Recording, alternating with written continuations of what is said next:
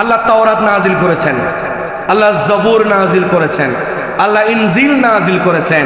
আল্লাহ কোন কিতাবের মধ্যে একটা আয়াত মুবারাকা নাজিল করেন নাই, ইন্না নাহনু নাযালনা যিকরা ওয়া ইন্না লাহু লাহাফিজুন। আমার আল্লাহ বলে নাই তাওরাত এটা আমার কিতাব, আমি এই তাওরাতের হেফাজতের দায়িত্ব আছি, ইনজিল হেফাজত আমি করব, আমি জবুরকে আমি হেফাজত করব, এটা আমার আল্লাহ বলে নাই। এই তাওরাত, জবুর, ইনজিল এই কিতাবগুলো ইহুদিরা, খ্রিস্টানরা, নাসারারা তাদের নিজ মতো করে তারা এখান থেকে কিতাবকে পরিবর্তন করে দিয়েছে। নিজে যেটা মানতে পেরেছে সেটা রেখেছে, যেটা নিজে মানতে পারছে না সেটা তারা এখান থেকে মুছে দিয়ে তাদের নিজ মতো করে লিখে দিয়েছে। তারা তাওরাত, জাবুর, ইনজিল এই কিতাবগুলোকে তারা বিকৃত করে ফেলেছে।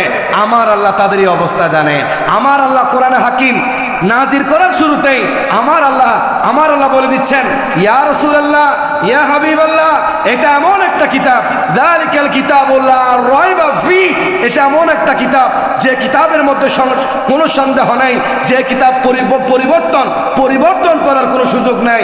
ইয়া রাসূলুল্লাহ, ইন্না নাহনু নাযালনা যিকরা ওয়া ইন্না লাহু লাহাফিজুন। হাবিব, এই কোরআন আমি আপনাকে দিচ্ছি, এই কোরআন আমি ইনসানকে দিচ্ছি, আপনার উম্মতকে দিচ্ছি, কিন্তু এই কোরআনের হেফাজতের দায়িত্ব একমাত্র আমি রবের কাছে। আজকে তারা যদি আল্লাহ, আমি আশঙ্কা করছি আল্লাহ যদি এই আয়াত নাজিল না করতেন তাহলে এই কওমি সন্ত্রাস, জামাতি সন্ত্রাস, আহলে হাদিস সন্ত্রাস যারা রয়েছে তারাও ইহুদিদের মতো, নাসারাদের মতো কোরআনকে পরিবর্তন করার একটা সুযোগ পেত। তারা যখন সেই সুযোগ তার পাচ্ছে না, তারা এখন কি করছে? কোরআন তার পরিবর্তন করতে পারছে না, তারা এখন কোরআন পুড়িয়ে দিচ্ছে।